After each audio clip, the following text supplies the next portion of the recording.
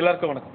தானத்தில் சிறந்தது கண்தானம் சொல்லுவாங்க. ஆனால் இன்னைக்கு இருக்கிற சூழ்நிலையில் நம்ம உடம்புல இருக்கிற எல்லா உறுப்புகளையுமே நம்ம தானம் செய்யணும்.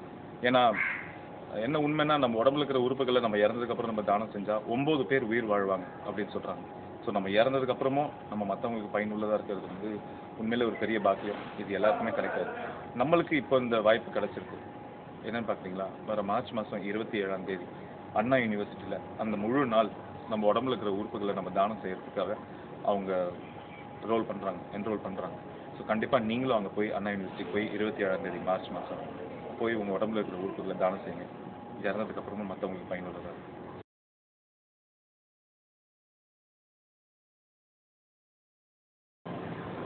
வணக்கம்.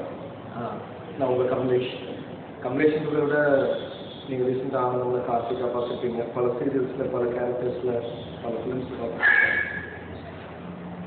இப்போ நான் வந்து ஒரு நடிகனாக எங்கள் துறையை பற்றி பேசாமல் வேற ஒரு முக்கியமான விஷயத்தை பற்றி பேசுறதுக்காக தான் இப்போ முன்னாடி வந்திருக்கேன்.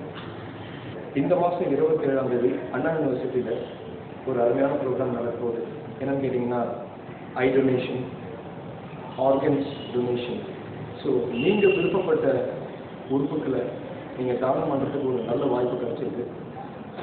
இதனால் மற்றவங்களுக்கும் உதவியாக இருக்கும்னு யார் யாரெல்லாம் ஃபீல் பண்ணுறீங்களோ கண்டிப்பாக இந்த மாதிரி ஒரு நல்ல காரியம் செய்யுங்க.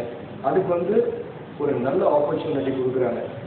மறந்துடாதீங்க, மார்ச் 27 ஹோல் டே, முழு நாளும் இந்த டொனேஷன் நடக்க போகுது.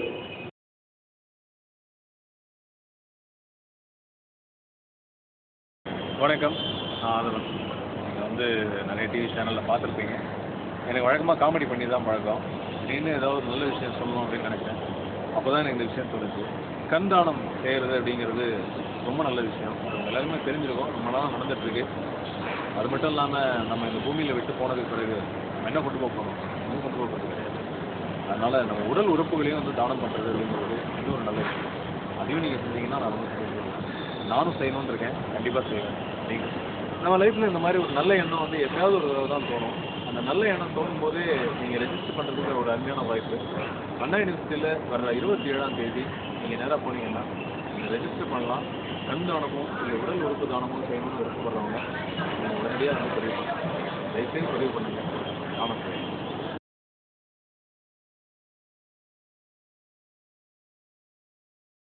எல்லாருக்கும் வணக்கம். நான் உங்கள் சிவகார்த்திகேயன். இது வரைக்கும் நிறைய காமெடி ஷோஸில் பார்த்துருப்பீங்க. பட் முதல் முறையாக ஒரு சீரியஸான விஷயம் சொல்கிறதுக்காக வந்திருக்கேன். நாம் இந்த உலகத்தை விட்டு போன பிறகும் நம்மளால் வாழ முடியுமா அப்படின்னா கண்டிப்பாக முடியும். 2 விஷயத்தின் மூலமாக. ஒன்று கண் தானம், இன்னொன்று உடல் தானம். இதை எப்படி பண்ணுறது அப்படின்றத நீங்கள் யோசிக்கவே தேவையில்லை. வர்ற 27ஆம் தேதி அண்ணா யூனிவர்சிட்டியில் இதுக்காக ஒரு கேம்பெயின் ஆர்கனைஸ் பண்ணியிருக்காங்க. கண்டிப்பாக வந்து ரெஜிஸ்டர் பண்ணுங்கள். இன்னொருத்தருக்கு வாழ்த்து கொடுங்க ப்ளீஸ்.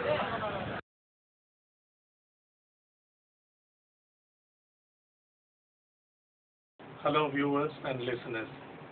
இந்த நிகழ்ச்சியை பார்த்துக்கிட்டு இருக்கிற அல்லது கேட்டுக்கிட்டு இருக்கிற உங்களோட அடுத்த சில நொடிகள் ஒரு முக்கியமான விஷயத்தை பற்றி நான் பேச போகிறேன்.